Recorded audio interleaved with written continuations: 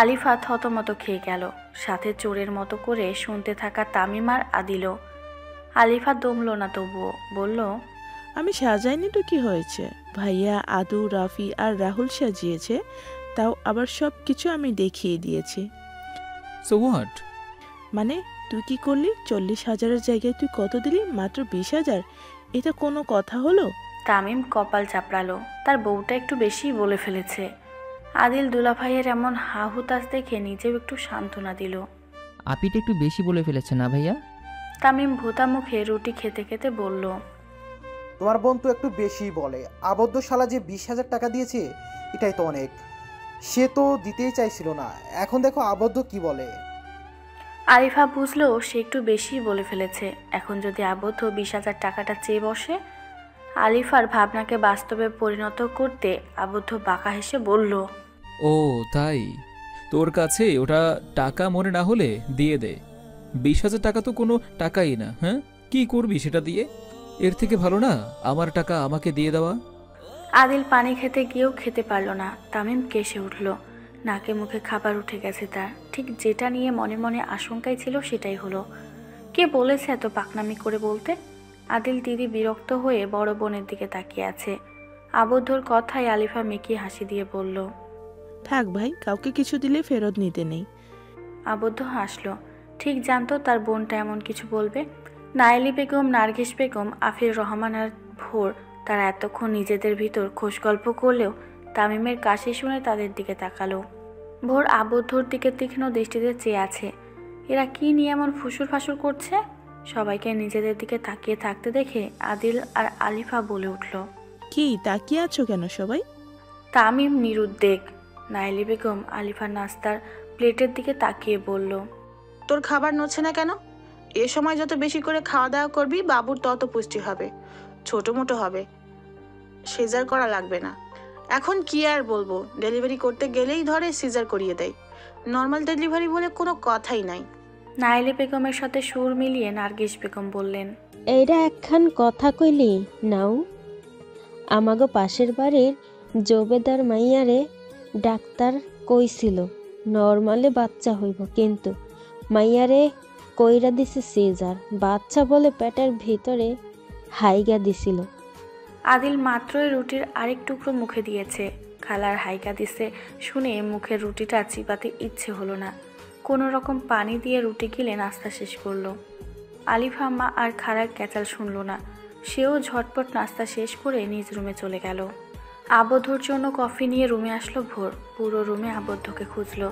হাতে থাকা কফির মগটা ছোট টি টেবিলের উপর রেখে বেলকনিতে এগিয়ে গেল। সেখানেও নেই আবদ্ধ। কিন্তু একটু আগেই তো তার জামাইটাকে রুমে আসতে দেখলো, তাহলে এখন গেল কই? ভোর চিন্তিত মুখ নিয়ে পিছনে ফিরতে যাবে, তার আগেই পিছন থেকে কারো হাত তার শাড়ি ভেদ করে উন্মুক্ত পেট জড়িয়ে মিশিয়ে নিল নিজের বুকের সাথে। ভোর কিছুটা ভয় পেলেও শিউরে উঠল। আবদ্ধ ভোরের খোপা করা চুলগুলো ছেড়ে দিল, ঘাড়ে থুতনি রেখে বলল, আমাকে খুঁজছিলেন ম্যাডাম? ভোর সত্যি কথাটা গিলে ফেলল, মিথ্যে বলল, আপনাকে খুঁজতে আবদ্ধ, ব্যথা পাচ্ছি। আবদ্ধ ভোরের কামড় দেওয়া জায়গায় ঠোঁট ছুঁয়ে বলল, আর একবার শুধু আপনি করে বল। তোর সাহস তো ডে বাই ডে বেড়েই যাচ্ছে। ভোর এক প্রকার ঝামটে মেরে আবদ্ধর হাত কোমর থেকে ছাড়িয়ে ঘুরে দাঁড়ালো আবদ্ধর মুখোমুখি। আবদ্ধ ঘাড়ের যে জায়গায় কামড় দিয়েছিল সেই জায়গায় হাত বুলিয়ে বলল, এভাবে কেউ কামড় দেয়? আর হ্যাঁ, আমার সাহস আগে থেকেই ছিল, নতুন করে আর কি হবে? শেষের কথাটা বুক ফুলিয়ে বলল ভোর। আবদ্ধ ভোরের দিকে ডান ভ্রু উঠিয়ে তাকিয়ে আছে। বুকের সাথে হাত ভাঁজ করে দাঁড়িয়ে ভোরকে বলল, রিয়েলি? বাহ আবদ্ধ, তোর বউয়ের তো অনেক সাহস। ভোর কাঁধ দুটো উঁচিয়ে বলল, এটা নিয়ে তো তোমার গর্ব করা উচিত, বুঝলে? এখন কফিটা গরম থাকতে থাকতে খেয়ে নাও। আবদ্ধ কফির মগটা নিল, চুমুক দেওয়ার আগে বলল, হ্যাঁ তাই তো, আমার তো গর্ব করা উচিত। আমার তেলাপোকা দেখে ভয় পাওয়া বউকে নিয়ে তো সবসময় গর্বে বুক ফুলিয়ে হাঁটা উচিত।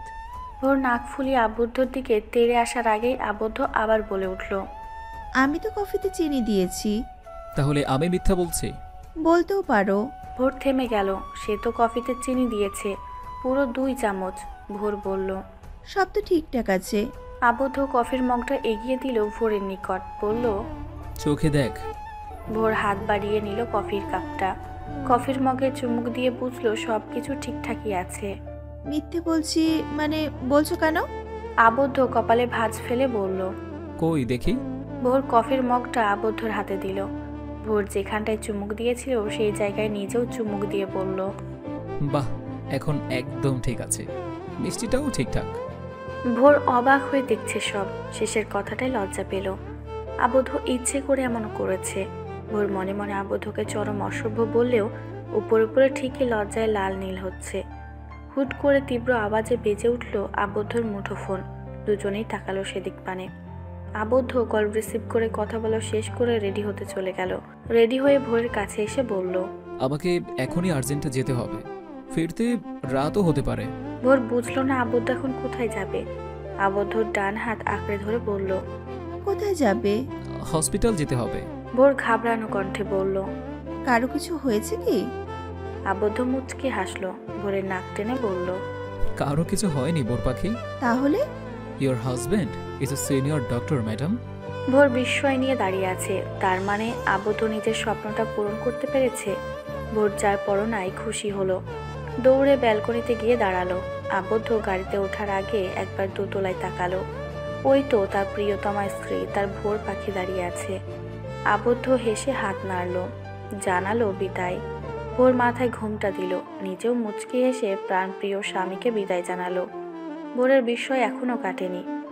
আবদ্ধর গাড়ি চোখের আড়াল হতেই ভোর মুচকি হাসলো। অদূরে উড়তে থাকা পাখিদের পানে তাকালো। ঠোঁট দুটো নেড়ে বলল, আমার ডাক্তার হাজবেন্ড, অনেক ভালোবাসি আপনাকে। করিডোর দিয়ে ওঠার সময় আচমকা কারোর সাথে ধাক্কা খেয়ে পড়তে গিয়েও পড়ল না মেয়েটি। সামনের ব্যক্তিটা তার ডান হাত ধরে তাকে বাঁচিয়ে দিয়েছে, অথচ মেয়েটার সেদিকে কোনো ধ্যান নেই। সে তো হারিয়ে তার হাত ধরে পড়ে যাওয়ার হাত থেকে বাঁচানো মানুষটার দিকে। হাঁ করে তাকিয়ে আছে সাদা শার্ট পরা সুদর্শন পুরুষটার দিকে, যার গোলগাল ফর্সা মুখের চাপ দাড়িগুলো বড্ড আকর্ষণীয়। তার পেশিবহুল হাতগুলো জিম করার কারণে ফুলে আছে। প্রশস্ত বুকটা সাদা শার্টের আড়ালে ঢেকে রয়েছে। মেয়েটা মুগ্ধ হলো। হৃদয়ের মাঝে যেন বসন্তের হাওয়া লাগলো। আবদ্ধ যার পরনায় বিরক্ত হলো। মেয়েটা কিভাবে হাঁ করে তার দিকে চেয়ে আছে, কিভাবে হাঁটে এই মেয়েগুলো। আবদ্ধ বিরক্ত হয়েই বলল, হেই মিস, ঠিক আছেন? মেয়েটির ধ্যান ভাঙলো। চেতনা ফিরতেই সোজা হয়ে দাঁড়ালো। আবদ্ধ চট করে নিজের হাতটা সরিয়ে ফেলল। তার সাথে ধাক্কা খাওয়ায় মানবতার খাতিরে মেয়েটাকে পড়ে যাওয়ার হাত থেকে বাঁচিয়েছে। মেয়েটা মনে মনে একটু কষ্ট পেল। ইস, এত তাড়াতাড়ি হাতটা ছেড়ে দিল। আর একটু ধরে রাখলে কি হতো, ঠিক সিনেমার নায়কদের মতো। মেয়েটা নিজের এমন ভাবনায় লজ্জা পেল। কপালের সামনে থাকা চুলগুলো কানের পিছনে গুজে বলল, জি ঠিক আছে, সরি, আসলে তখন আমি আপনাকে খেয়াল করিনি, প্লিজ। কি? It's okay. কথাটা বলেই আবদ্ধ হনহনিয়ে প্রস্থান করলো সেখান থেকে। প্রচণ্ড বিরক্তিতে গলবিল পর্যন্ত যেন তেতো হয়ে আছে। বারবার চোখে ভাসছে অচেনা মেয়েটির হাঁ করে তার দিকে চেয়ে থাকা। আবদ্ধ নিজ কেবিনে এসেই সোজা ওয়াশরুমে গিয়ে হ্যান্ড ওয়াশ দিয়ে হাত ধুলো। ভোর ছাড়া অন্য নারীকে ছোঁয়া যেন কল্পনার বাহিরে। চোখের সামনে ভেসে উঠল ভোরের হাস্যোজ্জ্বল মায়াবী মুখখানা। শীতল হাওয়া বয়ে গেল হৃদয়ের মাঝে। আবদ্ধ মুচকি হাসল, হাত মুছল তোয়ালে। ভুলে গেল অচেনা মেয়েটির কথা। মেয়েটা বারবার নিজের হাতের ঠিক আবদ্ধর যে জায়গায় ধরেছে সেখানে তাকাচ্ছে আর হাসছে। এক নতুন অনুভূতির দোল খেলো তার অন্তরিক্ষে। বান্ধবীর ডাক শুনে মাথা তুলল মেয়েটি। এই প্রেমা, তুই এখানে এভাবে দাঁড়িয়ে আছিস কেন? প্রেমা আজকে বিরক্ত হলো না, কেন যেন হতে ইচ্ছে করলো না, বরং মুচকি হেসে আবারও নিজের হাতের দিকে তাকিয়ে বলল, কিছু না তো, এমনি দাঁড়িয়ে আছি। নাইমা অবাক হলো। যে মেয়েটা রাগ সবসময় নাগের টগাই নিয়ে থাকে, কথায় কথায় বিরক্ত হয়, হুট করে সেই মেয়েটা আজকে বিরক্তির জায়গায় হেসে কথা বলল। নাইমা অবকতা নিয়ে প্রশ্ন করলো, আরে ওকে প্রেমা, এমন অদ্ভুত ব্যবহার করছিস কেন? তখন আবদ্ধ স্যারকে দেখলাম তোর সামনে। প্রেমা চকিতে তাকালো নাইমার দিকে। কিছু জানার আকাঙ্ক্ষায় গদগদ কণ্ঠে বলল, তখন কাকে দেখেছিস আমার সামনে? কি নাম বললি? কপালে ঈষৎ ভাঁজ পড়ল নাইমার। আগে কখনো কোনো বিষয় নিয়ে প্রেমাকে এত আগ্রহ দেখাতে দেখেনি সে। নাইমার এমন নীরব থাকা পছন্দ হলো না। তাড়া দিয়ে খেয়ে বলল, কি হলো বল না। নাইমা সন্দেহের দৃষ্টিতে তাকিয়ে বলল, বললাম তোর সামনে যিনি ছিল উনি আবদ্ধ স্যার ছিল। ওনার পুরো নাম আফিয়ান আবদ্ধ, আমাদের সিনিয়র ডক্টর। আজকে আমরা ওনার আন্ডারে কাজ করব। প্রেমা সব কিছু বাদ দিয়ে পড়ে রইল এই দুইটা নামে, ঠোঁট নেড়ে উচ্চারণ করলো। আফিয়ান আবদ্ধ, প্রেমবদ্ধ, ওয়াও, দারুণ তো। কি দারুণ! ওভার এক্সাইটেড হয়ে শেষের কথাটা জোরে বলে ফেললো। নাইমা আবার কিছু বলতে গেলে উপর থেকে মায়া ডেকে উঠল। ওই, তোরা দুটো কি এখানে দাঁড়িয়ে থাকবি? ওইদিকে আবদ্ধ স্যার অপারেশন থিয়েটারে যাওয়ার জন্য রেডি হয়ে গেছে। রোহিত স্যার জলদি আসতে বলছে। আজকে একজনের ব্রেনে এমার্জেন্সি অপারেশন আছে, যেখানে আবদ্ধ সহ আরও অনেক সিনিয়র জুনিয়র ডক্টর রয়েছে। প্রেমা, নাইমা, মায়া এরা আজকে থাকবে সেই অপারেশনে। যার অপারেশন করা হবে তার মাথায় টিউমার, সেটাই আজকে অপারেশন করবে। অথচ নাইমা আর প্রেমা নিচে দাঁড়িয়ে খেজুরে আলাপ জুড়ে বসে আছে। মায়া আবারও ডাকলো, তোরা আসবি? হ্যাঁ, আসছি। নাইমা কথাটা বলে প্রেমার দিকে তাকালো। মেয়েটা নেই, আজব, কই গেল মেয়েটা? একটু আগেই তো এখানে ছিল, চোখের পলকে কই উধাও হয়ে গেল। উপরে তাকালো, মায়াও নেই। তার মানে সবাই ওকে রেখে চলে গেল। তবুও নাইমার মনে একটা খটকা থেকেই গেল। অত শত না ভেবে সেও চলে গেল। সময়টা কিছুতেই কাটছে না ভোরের। প্রায় অনেকটা আগেই আবদ্ধর সাথে মোবাইল ফোনে কথা বলা শেষ করেছে। তবুও যেন মনে হচ্ছে কতগুলো সময় আবদ্ধর কণ্ঠ শুনেনি। অনেক বছর পর কাছে পাওয়াই যেন ছাড়তে ইচ্ছে হলো। মাঝামাঝি কয়েকদিন ভুল বোঝাবুঝির কারণে তো ঠিকমতো কথাই বলেনি। অথচ আবদ্ধ ঘুমিয়ে গেলে ঠিকই আবদ্ধর ঘুমের সুযোগ নিয়ে তার কাছে যেত, মন ভরে দেখত, মাথায় হাত বুলিয়ে দিত। নিঃশব্দে চোখের পানি ফেলে আবদ্ধর চোখের নিচে কালো দাগে হাত বুলিয়ে দিত। বোঝাই যেত ছেলেটা কতটা রাত জেগেছিল। মাঝে মাঝে ভোর আবদ্ধর চোখের কোণায় পানি টের পেত। ভোর তখন আদুরে হাতে মুছে দিয়ে গালে একটা চুমু খেত, ইচ্ছে করছো জড়িয়ে ধরতে, আবদ্ধর ওই প্রশস্ত বুকে মাথা রাখতে। অবশেষে সব মান অভিমান ভুলে দুইজনে কাছে এসেছে। ভোর এগিয়ে গেল আবদ্ধর বুক সেলফের কাছে, সব সায়েন্সের বইয়ে ঠেসে আছে। ভোর মনে মনে আবদ্ধকে বকাঝকা করার মাঝে চোখ আটকালো বাদামি মলাটের ডায়েরির উপর। ডায়েরির অর্ধেকটা বাদামি আর অর্ধেকটা কালো রঙের। ভোর নিল ডায়েরিটা, বেশ আগ্রহ নিয়ে বসলো বিছানায়। ডায়েরির প্রথম পৃষ্ঠা উল্টালো, সেখানে কালো কালিতে ভোরের আবদ্ধ। ভোর হেসে কয়েকবার আঙুল বোলালো লেখাটার উপর। আরও 2-3টা পৃষ্ঠা উল্টালো। ঠিক পরের পৃষ্ঠায় কিছু লেখা আছে। ভোর আরও আগ্রহ নিয়ে পড়তে বসলো। অপারেশনের আগে সবাইকে সব কিছু বুঝিয়ে দিচ্ছে আবদ্ধ, গম্ভীর তার স্বর, যেন ভীষণ রাগী সে। যেহেতু অপারেশনটা অনেকটা রিস্ক, প্রেমা এক ধ্যানে আবদ্ধর দিকে তাকিয়ে আছে। ছেলেটার মাঝে এত মুগ্ধতা ঘিরে আছে কেন? চোখ সরানো দায় হয়ে আছে। আবদ্ধর কথা বলতে অস্বস্তি হচ্ছে। মেয়েটা সে কবে থেকে তাকিয়ে আছে। ভীষণ রাগ লাগলেও আপাতত সে শান্ত হয়ে আছে। আবদ্ধ গলা খাকারি দিয়ে আচমকা বলে বসলো, মিস প্রেমা। প্রেমা চমকে উঠল। আবদ্ধর মুখে তার নামটা এত সুমধুর শোনালো কেন? নাকি সে প্রেমে পড়েছে বলে? না, আবদ্ধর কণ্ঠটাই এত চমৎকার, একদম বুকের ভিতর তোলপাড় শুরু করে দেয়। আবদ্ধ যখন তাকায় না, উফ, প্রেমা যেন প্রতি পদে পদে ঘায়েল হয়। নাইমা প্রেমাকে সেই আগের মতো থাকতে দেখে পেছন থেকে মাথায় চাটি মারল। হুঁশ ফিরতে প্রেমা ঝটপট উত্তর দিল, জি স্যার। আবদ্ধ তপ্ত শ্বাস ফেলল, বিরক্তিটা গিলে বলল, আপনার ধ্যান কোথায়? আমরা সবাই এখানে একটা ইম্পর্টেন্ট টপিক নিয়ে কথা বলছি, আর আপনি কোনো ধ্যান জ্ঞান হারিয়ে আছেন। প্রেমার খুব করে বলতে চাইলো, আপনার ধ্যানে জ্ঞানে হারিয়ে ফেলেছি। সে দৃষ্টি সরালো না, বলল, সরি স্যার, আর হবে না। গুড, না হলেই ভালো। এদিকে নাইমা ইগল দৃষ্টিতে তাকিয়ে আছে প্রেমার দিকে। মেয়েটার হাব ভাব সুবিধা ঠেকছে না। সেই কখন থেকে আবদ্ধ স্যারের দিকে তাকিয়ে আছে। প্রেমার অমন দৃষ্টির কারণ একটা জিনিস ইঙ্গিত দিচ্ছে, কিন্তু সেটা যে হবার নয়। তাকে খুব শীঘ্রই প্রেমার সাথে কথা বলতে হবে, খুব শীঘ্রই। আমি তখন বন্ধুদের সাথে স্কুল মাঠে ফুটবল খেলছিলাম। আমাদের স্কুলে তখন ভর্তি চলছিল, জানুয়ারির শেষের দিকে। খেলার মাঝেই হঠাৎ আমার চোখ আটকালো সাদা ফ্রক পরা একটা ছোট পিচ্চি পরের দিকে, যেন আকাশ থেকে সে ধরনের বুকে নেমে এসেছে। মেয়েটা তার বাবার হাত ধরে গেট দিয়ে ঢুকলো, কিন্তু আমি যে থমকেই রইলাম। বন্ধুরা বল দেওয়ার জন্য ডাকাডাকি করছে, অথচ আমার সেদিকে ধ্যানই নেই। জানতে পারলাম মেয়েটা আমাদের স্কুলে নতুন, আর আমারই ক্লাসের, শুধু গ্রুপটা আলাদা ছিল। গ্রুপ সাবজেক্টগুলোতে আমরা আলাদা বসতাম। তখন ভালো লাগতো না আমার, বুঝতে পারলাম অল্প বয়সেই ক্রাশ নামক বাসটা খেতে যাচ্ছি আমি। পরিচয় সূত্রে জানতে পারলাম মেয়েটার নাম ইয়ানাত হোসেন ভোর। ভোর ঠিক ভোরের মতোই শীতল সুন্দর। মেয়েটা হাসলে দারুণ লাগে। হালকা লম্পাটে ফর্সা বদন, ঘন কালো ভ্রু, নিচে ঘন পাপড়ি, চোখ দুটো যখন হাসলে ছোট হয়ে যায়, ভীষণ মায়াবী লাগে। তখন দেখে বোঝা যেত আমার ছোট। কত আর হবে, 2 বছরের। আব্বুর ব্যবসার কারণে নানান জায়গায় গেলে আমাদের নিয়ে যেতেন, আর এতে আমার পড়ালেখা অনেক পিছিয়ে যায়। অত শত বুঝি না, খালি ইচ্ছে করতো ওই ছোট্ট মিষ্টি ভোর পাখিকে দেখতে। আমি উঠে পড়ে লেগেছি মেয়েটার সাথে বন্ধুত্ব করতে, তবে সাহসে কুলতো না আমার। এভাবে আমার 1 বছর কেটে গেল। অনেক সাহস জোগালাম। একদিন ভোরের কাছে গিয়ে বললাম, হাই, আমি আফিয়ান আবদ্ধ। মেয়েটা একটু অবাক চাহনিতে তাকালো, তাতেও যেন কত শত মুগ্ধতা জড়িয়ে আছে। পর মুহূর্তে মেয়েটা হাসল, সেও বলল, হাই, আমি ইনায়েত হোসেন ভোর। তুমি এই ক্লাসের টপার না? আমি মুচকি হাসলাম আর মাথা নেড়ে বললাম, তুমি জানো কিভাবে? ক্লাসের বেশিরভাগ ছেলেমেয়েরাই তোমাকে নিয়ে আলাপ আলোচনা করে, সেই সূত্রে জানা। ও, so we are friends? Friends? আমি হাত বাড়িয়ে বললাম। বুকের ভেতরটা উত্তেজনায় ফেটে পড়বে মনে হয়, কারণ আমি কখনো সেই দিয়ে কোনো মেয়ের সাথে কথা বা ফ্রেন্ডশিপ করতে যাইনি। ভোরই প্রথম। আর কেন ওর প্রতি আমার এত টান, মায়া, অনুভূতি হচ্ছে আমি জানি না, জানতেও চাই না।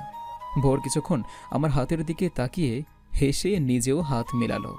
আমার ঠোঁটের কোণে ফুটে উঠল হাসি। হাতের সাথে হাত মিলিয়ে ভোর বলে উঠল, তবে আজকে থেকে আর তুমি নয়, তুই করে বলবো। আমি রাজি। সেখান থেকেই আমরা ফ্রেন্ডস। অথচ দিন দিন মেয়েটার প্রতি আমি দুর্বল হয়ে পড়তাম। সে জানতেও পারতো না। দুজনেই হলাম বেস্ট ফ্রেন্ড। এভাবে আমাদের স্কুল লাইফ শেষ হলো। কলেজও দুজনে একসাথে ভর্তি হলাম। ভাগ্যক্রমে একই কলেজে চান্স পেয়েছি। আমি আর অপেক্ষা করতে পারছি না। ভোরের কাছে ব্যক্ত করলাম মনের সকল অনুভূতি। আর এটাই হয়তো আমার চরম ভুল ছিল। ভোর না ছাড়া আর কিছুই বলেনি সেদিন। কিন্তু তার পরের দিন থেকে মেয়েটার কোনো খোঁজ পাচ্ছিলাম না। প্রপোজ করায় যে ভোরকে হারিয়ে ফেলবো এটা ভাবিনি। ভোরের টেনশনে আমার নাওয়া খাওয়া ঘুম সব উঠে গিয়েছে। এত অল্প বয়সে যে কেউ এভাবে একজনের প্রেমে আসক্ত হতে পারে আমাকে দেখলে বোঝা যেত। কলেজে সবার আগে গিয়ে উপস্থিত থাকতাম, কিন্তু ভোর আসতো না। ওর বাসার নিচেও গেলাম, অথচ ওর দেখাটুকুও পেলাম না। পাগল পাগল লাগছিল নিজেকে। কেন বললাম নিজের মনের কথাগুলো? নিজের উপর রাগে জিদে চুল খামচে ধরে ফ্লোরে বসে পড়ে কেঁদে দিলাম। মনে হতো কত জনম আমি আমার ভোরকে দেখিনি। আমি আবারও কল লাগালাম। হুট করে কলটা রিসিভ করলো ভোর। খুশিতে তখন আমি কি করব বলে খুঁজে পাচ্ছিলাম না। কাতর স্বরে বলে উঠলাম, আমাকে এভাবে এড়িয়ে চলিস না ভোর পাখি। আমার খুব কষ্ট হচ্ছে তোকে ছাড়া। ভালোবাসি তোকে। আচ্ছা থাক, তোকে আমায় ভালোবাসতে হবে না, তুই শুধু আগের মতো থেকে যা আমার পাশে। মেয়েটা আমার কথা শুনে বুঝলো আমি কাঁদছিলাম। জিজ্ঞেস করলো আমি কাঁদছি কিনা। মিথ্যা বললাম। সেটাও কি সুন্দর করে অনায়াসে ধরে ফেললো। আমি বললাম, আমাকে যখন এত ভালো চিনিস তাহলে ভালোবাসলে ক্ষতি কি? ভোর ভাবলো যদি আমি বদলে যাই। বললাম, তখন না হয় তোর ভালোবাসায় শুধরে দিস। শেষে ভোর তালবাহানা করে যখন বলল ভালোবাসি, সত্যি তখন আমি থমকে গিয়েছিলাম। আমার পুরো পৃথিবীটাও যেন থমকে আছে। আমার ভোর পাখিও আমাকে ভালোবাসে। খুশিতে রাতে ঘুমাতে পারিনি আমি। সবটা কেমন যেন স্বপ্ন স্বপ্ন লাগছিল। আমার ভোর, সে শুধু আবদ্ধর ভোর। আর কোনো লেখা পেল না ভোর। কতটা অনুভূতি জড়িয়ে আছে এই লেখাগুলোতে। ভোর আরও কয়েক পাতা উল্টালো। না, কিছু লেখা নেই। হয়তো আবদ্ধ আর লিখেনি। ভোর আবদ্ধ ডায়েরিটা বুকে জড়িয়ে চোখ বন্ধ করে হাসলো। নিবিড়ভাবে অনুভব করলো আবদ্ধর প্রত্যেকটা অনুভূতি। আবদ্ধ কতটা গভীরভাবে ভালোবাসে তাকে, যে ভালোবাসাতে কোনো খুঁত নেই। আবদ্ধর প্রতি ভালোবাসাটা যেন আরও দ্বিগুণ বেড়ে গেল। ভোর মনে মনে বলল, কারো নজর না লাগুক আমার আবদ্ধের ওপর, সে শুধু আমারই থাক। আজকে বেশ আগ্রহ নিয়ে রেডি হচ্ছে সকাল। সাদা রঙের কারুকাজ করা একটা গোল জামা গায়ে দিয়েছে। কিছুক্ষণ পর পর নিজেকে আয়নায় দেখছে। না, সুন্দর লাগছে। খাটের উপর গালে হাত দিয়ে বসে আছে সকালে প্রাণপ্রিয় বান্ধবী লিজা। এই মেয়ের রেডি হওয়া দেখে তার অ্যালার্জি শুরু হয়ে গেছে। বিরক্ত হয়ে বলে উঠল, আমরা কোনো দাওয়াতে যাচ্ছি না সকাল, আমরা ভার্সিটিতে যাচ্ছি। সকাল ঠোঁটে আরেকটু লিপ বাম লাগিয়ে নিল, কাঁধে ব্যাগ ঝুলিয়ে ঘুরে তাকালো লিজার দিকে। লিজার হাত ধরে রুম থেকে বের হতে হতে বলল,